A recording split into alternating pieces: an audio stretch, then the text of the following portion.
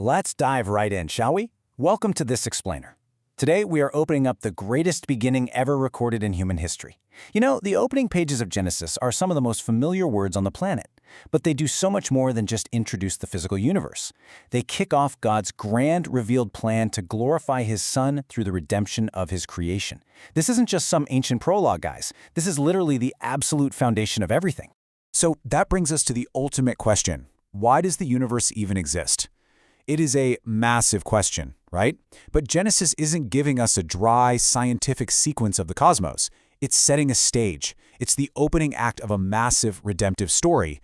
And the climax of that story isn't actually found in Genesis at all. It's found in Jesus Christ. To really see this clearly, we've got to peel back the multidimensional layers of this incredible text. Here is our roadmap for today. We're going to look at this masterpiece through 5 distinct lenses. First, the stage of true history. Second, the language of the Creator. Third, a masterpiece of literary design. Fourth, the unfolding redemptive plan. And finally, the climax in Jesus Christ. Let's get into it. Number 1. The stage of true history. This is the historical and cultural dimension. God didn't just drop Genesis out of heaven as some abstract theology textbook. He inspired Moses to write this for real people, redeemed people who had literally just been delivered from slavery in Egypt. These former slaves desperately needed an identity rooted in the sovereign Creator, not in their past bondage. Notice the sheer contrast here. On the left side, you've got the ancient Near Eastern creation myths, and frankly, they were chaotic, violent, and completely absurd. You had rival gods fighting, the universe popping up from cosmic accidents, or, get this, being built out of the corpses of defeated gods. It was basically cosmic professional wrestling. But then, look at the right side. Against all that chaotic noise, Genesis is just breathtaking. One sovereign Creator, no exhaustion, no competition whatsoever. Just an effortless, sovereign spoken word, and creation obeys instantly.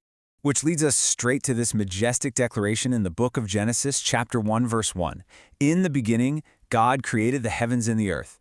The absolutely crucial takeaway here: God does not become God. He simply is God. Before time, before space, before matter was even a concept, God existed eternally.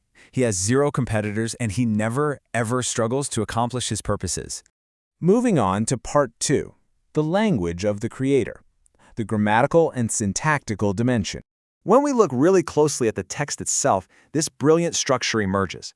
God is relentlessly the subject of the verbs. God created. God said. God saw. It perfectly captures the rhythm of creation. Step 1, God commands. Step 2, it was so. Step 3, God evaluates it as good. There's absolutely no hesitation, no negotiation. I mean, the oceans didn't hold a committee meeting to decide if they really wanted to align with God's long-term illumination goals, right? The stars didn't put in a request for a schedule change. Creation simply recognizes its Creator and obeys on the spot. Part 3, a masterpiece of literary design, the Toledot structure. Moses arranged the book of Genesis with some seriously remarkable architectural skill. The whole thing is structured around what is called the Toledot. That's a Hebrew word meaning generations or family history. These generations act as the literary backbone, constantly driving the narrative forward step by step toward a very specific goal. Consider the timeline mapping this out. It functions exactly like a camera zoom. We start out with this massive wide shot of the vast universe. Then, the camera zooms in on the Earth. Then it focuses tight on humanity. From all of humanity, it narrows down to just one man, Abraham. Then to his son, his grandson, and finally right down to the specific family line of Judah. The literary focus is continually narrowing, deliberately guiding our eyes to a promised offspring. But as that camera zooms in, it captures a really tragic, kind of comedic reality about human nature. Just look at this list of our biblical heroes. Adam blames Eve. Sarah doubts. Abraham lies. Jacob deceives. Apparently, blame shifting became highly fashionable long before clothing ever did. Yet, this is exactly why this book is so profoundly encouraging. Human weakness continually drops the baton, but God's unstoppable grace just keeps picking it right back up. He preserves His covenant despite impossible human failures. Part 4, the unfolding redemptive plan. From the seed to the tree, the redemptive historical dimension. To really track how God rescues fallen humanity, we have to understand something called progressive revelation. You see, the Bible isn't just a random collection of moral fables. It is one continuous, unstoppable rescue mission. God reveals His eternal plan step by step throughout history. Think of it exactly like an acorn. That little acorn genuinely contains the life of a massive, mature oak tree. The mature oak doesn't contradict the acorn, it's the glorious fulfillment of it. And Genesis is packed full of these seed forms of biblical truth that eventually grow into the full revelation of Jesus Christ. Here is the very first magnificent seed planted right after humanity's fall. In the book of Genesis, chapter 3, verse 15, God speaks directly to the serpent. He says, "I will put hostility between you and the woman, and between your offspring and her offspring. He will bruise your head, and you will bruise his heel."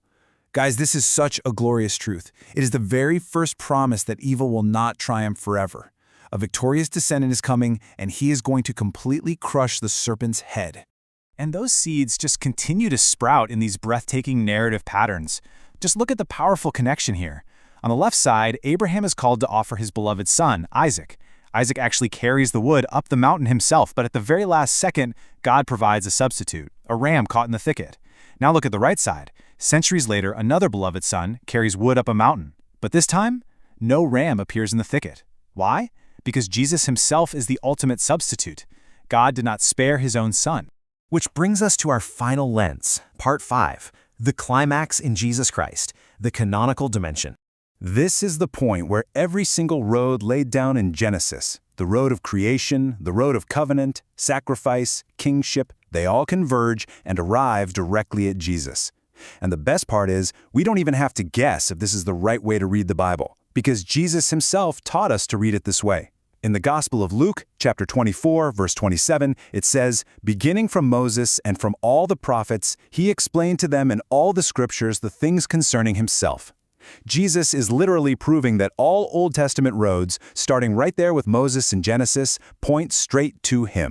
And this brilliantly illustrates the stunning symmetry of the entire Bible. Look at the comparison here between the very first and the very last books. In Genesis, a garden is tragically lost, but in Revelation, a glorious garden city is gained. The tree of life is barred in Genesis. It is perfectly and fully restored in Revelation.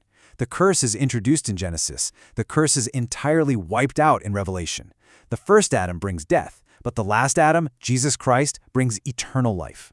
This is exactly why the Gospel of John so intentionally echoes the very first words of the Bible. The book of John chapter 1 verse 1 proclaims, "In the beginning was the Word, and the Word was with God, and the Word was God." The eternal Creator, the one who effortlessly spoke light into existence back in Genesis, now literally steps right into his creation. He walks among humanity to rescue and redeem us. The story that begins in Genesis finds its absolute, glorious, triumphant completion in Jesus Christ. He is the perfect image of God, the faithful covenant mediator, the promised offspring, and our ultimate substitute. Everything that started in that garden culminates in the radiant glory of the Son of God. Take immense encouragement from this today. The God who authored the beginning has perfectly secured the ending. I mean, if this is how intricately God designed the opening pages of history, how much more intentionally is he authoring the details of your life right now?